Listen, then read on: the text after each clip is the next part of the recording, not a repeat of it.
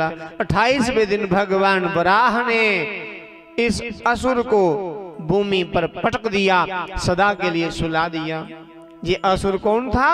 हिरण्याक्ष, कश्यप नंदन, कश्यप ऋषि का पुत्र हिरण्याक्ष, जिसकी मां का नाम है दिति।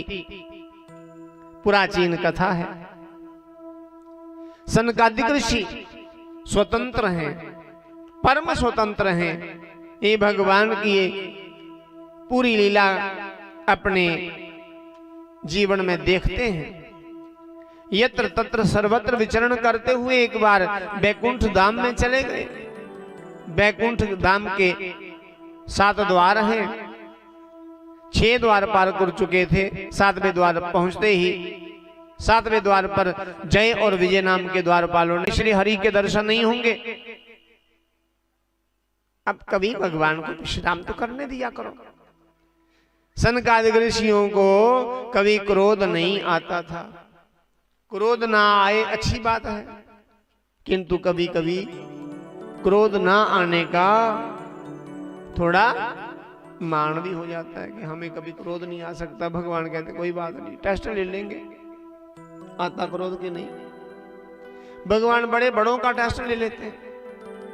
ऐसा टेस्ट लिया कि ऋषि मुनियों को, इन सनकादिकों को क्रोध आ गया।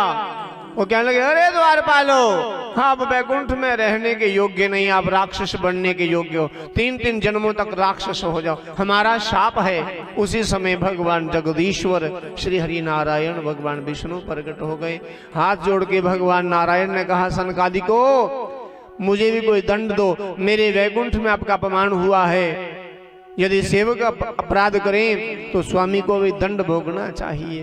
बच्चे गलतियां करें तो माँ बाप को भी सजा भोगनी पड़ती है। उसी समय द्वारपालों ने कहा, हे जगदीश्वर, हे नारायण, हमने अपराध किया है, हमें अपराध का फल मिल गया, हम राक्षस हो जाएंगे 3-3 जन्मों तक। भगवान ने कहा, मेरे सेवक 3-3 जन्मों तक राक्षस हो जाएंगे तो मैं 4 बार अवतार लूंगा। द्वारपालों ने कहा, प्रभु, हमारा मरण आपके हाथों से हो।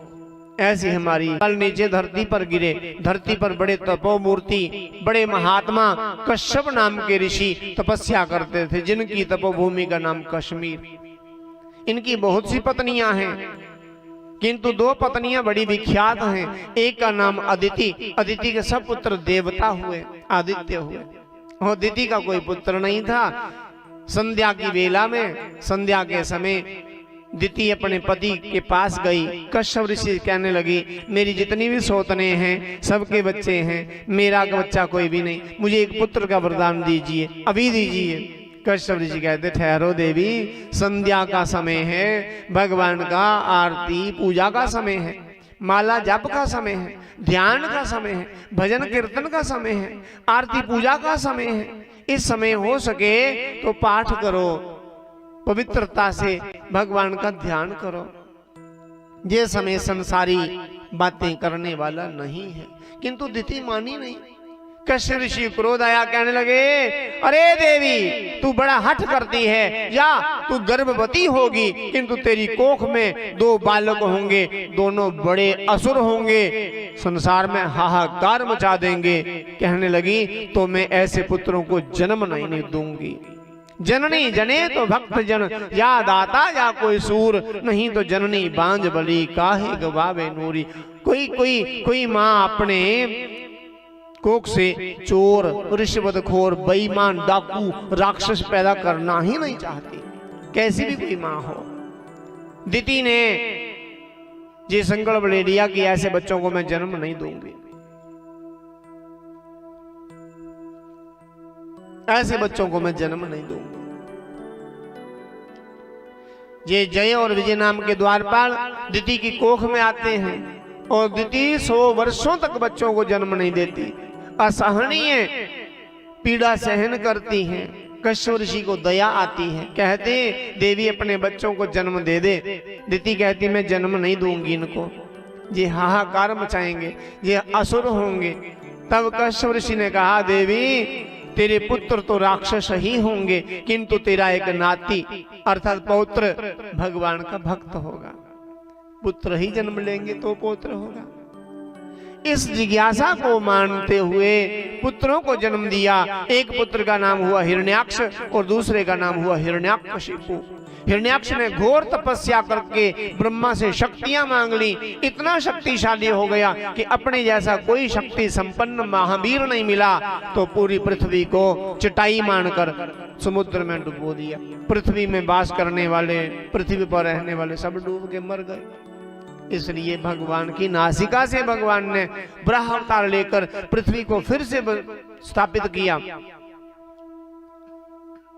और मनु शत्रुपा को ब्रह्मा ने कहा, जाओ अब सृष्टि की रचना करो। इधर हिरण्याकशिपु को भगवान ने नरसिंह अवतार लेकर के मौत के घाट उतारा।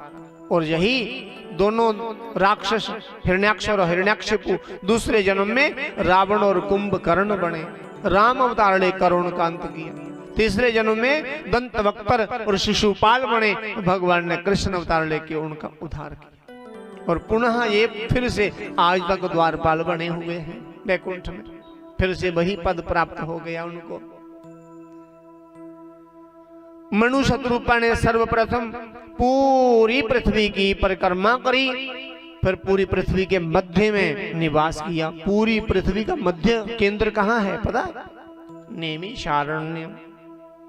नैमिषारण्य में मनु शत्रुपा ने 23,000 वर्षों तक घोर तपस्या करी और उसके बाद सृष्टि की रचना करी। इनके 5 बच्चे हुए, 2 पुत्र और 3 पुत्रियां। पुत्रों के नाम हुए उतानपाद और प्रियव्रत, पुत्रियों के नाम हुए आकुति, देवहूति और प्रसूति। देवताओं ने आज भगवान ब्रह्मा की स्तुति करी। देवा ऊचुः